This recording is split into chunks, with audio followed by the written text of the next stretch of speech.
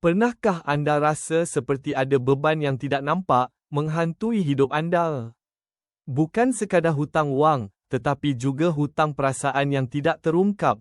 Inilah yang kita panggil hutang karma. Ia terbentuk daripada setiap tindakan dan interaksi kita, baik sengaja mahupun tidak. Tapi, bagaimana kita nak langsaikan hutang-hutang ini? Adakah ada cara untuk membersihkannya? Ya, ada. Kuncinya terletak pada pemahaman dan tindakan positif. Pertama, kenali dan terima bahawa anda mungkin telah menyebabkan atau mengalami ketidakadilan di masa lalu. Ini bukan tentang rasa bersalah, tetapi kesedaran. Kedua, latih diri untuk memaafkan, bukan sahaja orang lain, malah diri sendiri. Lepaskan dendam dan kepahitan. Akhir sekali, amalkan kasih sayang dan belas kasihan. Meditasi boleh bantu bersihkan tenaga negatif.